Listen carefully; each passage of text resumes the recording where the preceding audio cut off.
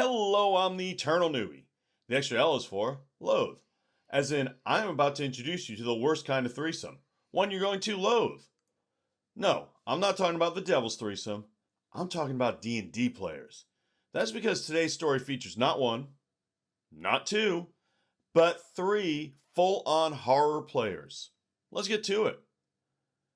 Back when I was young, my dad had introduced me to AD&D, and I really loved it. And I'd always been watching some games online, but due to my social anxiety, I find it really difficult to find games online and in person. This would be my first time actually having a group to play with, and I was ecstatic to get to play with them. After sorting out some other player issues, we would play online, and our final composition was the DM James, and then Luke, Sarah, Logan, Ashley, Sky, and me. These aren't their real names, just made up ones to replace them. I was close friends with Logan and Sarah, pretty good with Luke and James, and then I didn't know Ashley as she was the DM's girlfriend. Sky was a friend of a friend. She had left school the year prior, and the rest of us were in our final year of high school. But while at school, we had never liked each other. There wasn't a specific reason, we just didn't get along. For the first couple of sessions, everything was fine. It was a bit stilted, and we were all still learning the ropes as well as how we fit together as a party, but we all had fun. The important things to note here are that Ashley and Sky quickly got along, while the other three players and me all gravitated to doing stuff in character together. While us four were quite standard good characters who wanted to help people, Ashley and Sky played characters that liked to argue and pick fights with other characters and get upset when they weren't being given attention. Foreshadowing is a literary device used to. While there was a bit of a rift between the two different playstyles, as well as how invested people actually were in the game, we still got along. However, everything changed when the fireball landed. See, a couple of sessions prior, we had come across two orphans, a brother and a sister, who were running a scam in the local markets. When they tried to scam our characters, we caught them, but rather than turn them over, my character talked to them, and we learned they were trying to afford medicine for the sister who was sick. After one thing or another, we had gotten them medicine and let them stay with us. Then one day, when we were heading back home, we saw them playing in the garden. While everyone else went back inside, my character stayed out to play with them when suddenly they were struck by a fireball. Both of the kids were killed instantly, and my character almost died as well. That was quite upsetting, as at the start of the campaign, when James had asked us what we were and weren't okay with, I'd told him I would like to avoid children being killed or hurt. In fact, between the multiple sessions of us taking the kids in and their deaths, I had been talking with James about how I was wanting my character to have an arc where he learned to be more mature, to be more of a big brother to the kids. After that session, the group started to fragment a bit. While the majority of us wanted to investigate and find who was responsible, Ashley and Sky thought it was stupid and a waste of time and wanted to go do their own thing instead. Because of this, James would split the party every session, and it always ended with Ashley and Sky having about 2 hours to do their thing, and the rest of us having 30 minutes, maybe 40 if people could stay a little longer. Ashley and Sky would normally leave after their part was done.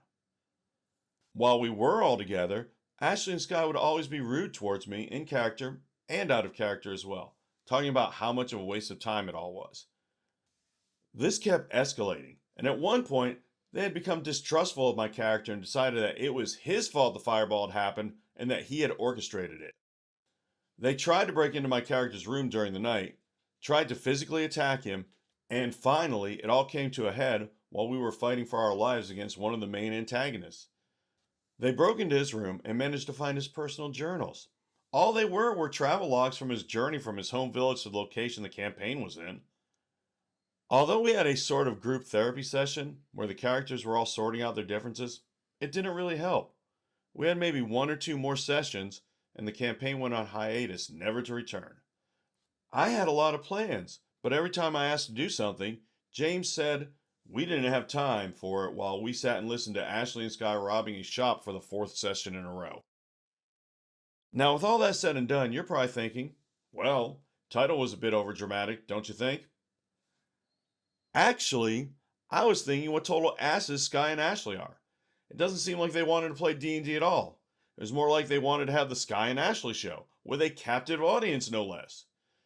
They could have taken their show on the road and called it Ashley and Sky. Both are that guy. Not that the DM was much, i.e., any better.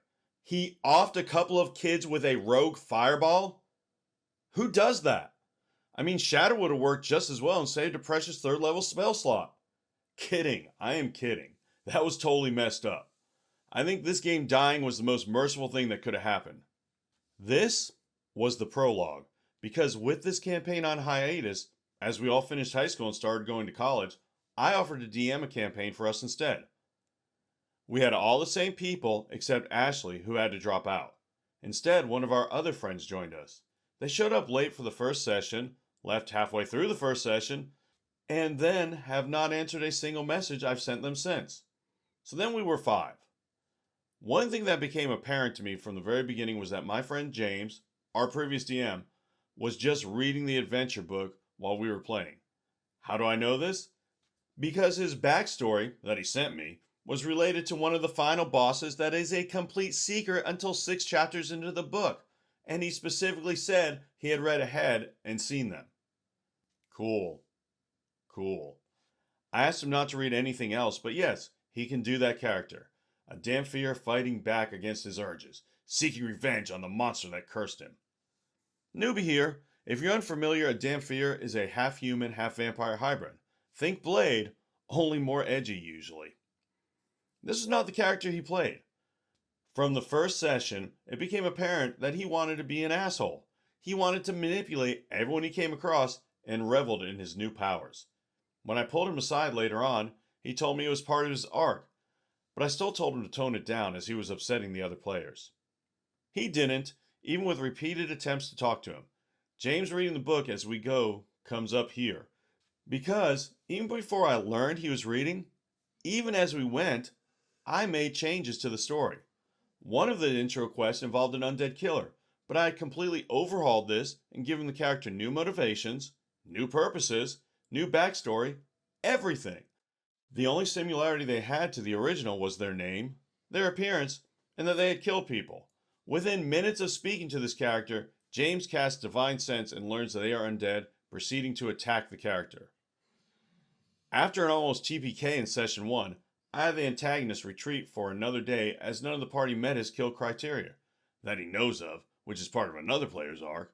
James messaged me later, pissed off about this and telling me why the antagonist shouldn't have left and why it was a bad choice on my part. Things don't really get better. James kept on getting frustrated when I've changed things completely or adjusted certain encounters. Suddenly his build, which I realize now was specifically designed to deal with a lot of the encounters in the book, isn't as OP as it was before. After 5 sessions, the mood is pretty dim and something needs to change. This entire time, Sky has also been playing her character completely differently. What was meant to be a good-hearted journalist hiding from people she had upset with her reporting was a cold and snide goon for James, following him around and backing him up. What I think was the breaking point for things was when James went completely against the group's choice and murdered a key NPC. Before this, he had constantly complained to me that I was making things too easy, that it wasn't hard enough. He kept trying to charm NPCs, and when he would fail the spell, he would get pissed off because commoners weren't meant to be able to make the saves in his mind. When the party all agreed to let this minor antagonist go, setting up a civil war with this faction that they were all really excited about, James followed the character and stabbed him repeatedly before hiding him in a bush. James, having seen Ashley and Sky's antics in the first game, said, "Hold my beer," and went all out to prove he could be the biggest jerk of all. Now, the mature way to handle this would have been to talk to James about it, and if nothing changed, parted ways. I am not a mature person. I would have handled it in game. "Oh, you stab him all right. Roll insight." You rolled a 3? Well, that's good enough to realize this was really a dragon with a polymorph spell. You realize this when he, in fact, turns into a dragon after your stabbing. Roll a DC 21 dex save because this dragon is now quite upset with you. You should like this, James. It's kind of like a random fireball, only much, much worse. But don't worry, if you pass, it's only half damage. Half of 18d6. I am definitely a petty DM. How would you have handled James here? The other players were very upset over this, and I still wonder if I did the right thing here. I don't want to remove player agency or make their choices invalid, but I was pretty pissed off with James constantly ruining things for everyone else, and I decided I would give this character another chance with death saving throws. He succeeded, but I decided he would still die if he didn't receive some help because he was left to freeze to death in the bush. Logan and Sarah both followed a faint blood trail, and they healed the NPC and helped him get away. I think this was the final straw for James, as he quit the game about 30 minutes before the end of the session. He didn't give any prior warning, he just had his character sneak out of the inn with a large part of the party's loot he had been keeping on him, and took one of their horses and rode away on it. Then he left the group and stopped talking to me. I retconned it that he had only taken his stuff and disappeared into the night, not taking the horse. After this, things actually improved a lot. With 4 players, we had a lot of fun actually, and I loved it. It was the first time in a while I had actually had fun playing D&D. But there was still one issue. Sky. I understand some people have different levels of engagement. I'm absolutely in love with D&D. I love writing and playing characters. I love role-playing. I love it all. Sky did not. And I still don't understand why they were in the group. Without James, she just sat there silent most of the time. If she happened to show up, she would just sit on her phone and browse Reddit, not paying attention to what was happening and constantly making me repeat myself. We would have to wait for over 10 minutes for her to finally pay attention and continue multiple times a session. I do mean if she showed up, because although we were meant to play weekly, Sky would just not show up at times. No warning, it would just come session time and she would never show up, while the rest of us stayed in Discord waiting. It really pissed me off because we were friends on Steam. When she would tell me afterwards that she had fallen asleep, or had forgotten we had D&D, or was working on college work, I could see on Steam that she was playing games with James and Ashley instead. The worst case of this was when I had set up a cliffhanger ending for a session. The party had escaped from their first encounter with the big bad evil guy, and had taken refuge in Luke's old family home. In the morning, they awoke to find the house surrounded as Sky's pursuers, or it turned out were her own family that she had exposed in a book, had finally caught up to them. And they had taken her sister hostage to ensure she would comply and come with them. We didn't play for 2 months after this cliffhanger session. I was ready to call the campaign quits at this point because it had become so infuriating and soul-crushing for me. Every week, I would prepare and have my stuff ready, ask multiple times in advance if people were coming, even get the all good from Sky, only for Sky not to show up. And it wasn't like I could just run without her. This was a situation for her after she had said she felt she didn't have much to do. Side note, there was plenty. She just never interacted with all the stuff I put in front of her. You know, just when I thought James had it, Sky pulls ahead from behind. I get OP's problem here. He doesn't want to lose his friends, but with friends like this, you don't need enemies. Honestly, I'm not sure what the Terrible 3 got from this other than ruining everyone else's time. I know I, and probably most of you, would have kicked Sky and James to the curb as soon as they started pulling their stuff.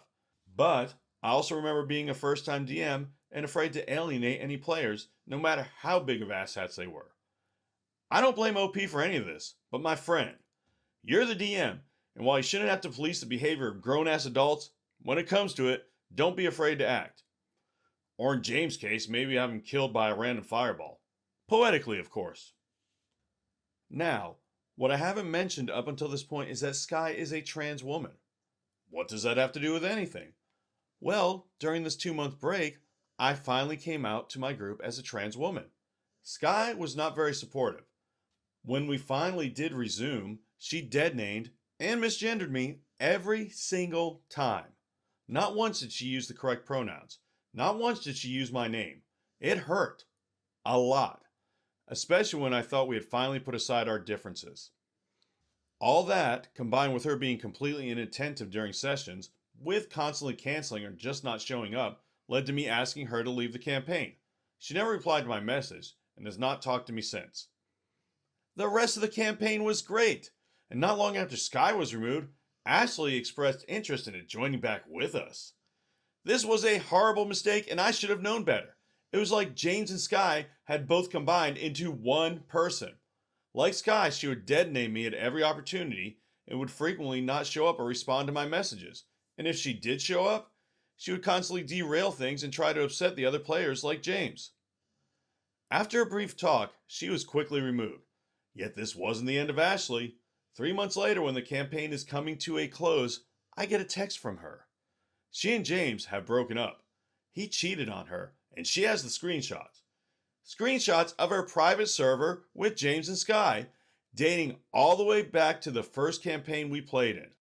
For over 2 years, the people I had thought were my friends and that I had been trying to make things work with had been talking behind my back and planning against me. That's not even me being dramatic. There are 2 years worth of texts complaining about me and talking about how to stop my ideas, to ruin my plans, to F me over in whatever way they can. When it gets to my campaign, James is messaging Sky details from the book about where to go and what to do, puppeting her character for her into trying to mess things up for us. Only she's too incompetent to follow through. And then lastly, James asking Ashley to try and get back into the campaign now that Sky is out, so that he can keep seeing what's going on. She said they were upset I was always prominent in role playing, and they said I kept stealing the spotlight. The spotlight, may I remind you, of the 30 minutes me and the other people were allowed to do our own thing, where I was playing a warlock and was the person out of the four of us who enjoyed role playing the most and had the highest speech skills. I was not hogging the spotlight. I was talking when no one else in the story wanted to and making the persuasion checks for them. And that was enough to get her and my friends to apparently hate me and try to undermine me for 2 years. We don't talk anymore, but I'm more than happy now 5 months into my second campaign and first ever homebrew adventure with Luke, Sarah, and Logan. Whoa, what a plot twist. Just when you think it's over, Ashley shows up to ruin the day once more. Whoever could have seen that coming? Show of hands? 1, 2, 3. Oh, everybody. Yeah, I think it was pretty obvious they were plotting against OP this whole time. It did seem a bit too coordinated to be random. Nothing I saw in the story pointed at any of them being friends with OP. I'm just glad that in the end, everything worked out for them. But enough from me, what do you think? What would you have done with the Terrible 3? I would love to hear it in comment form. If you like it around here, please stick around. In any case, thank you so much for watching and making it to the end. And as always, remember, play your character. Don't let your character play you.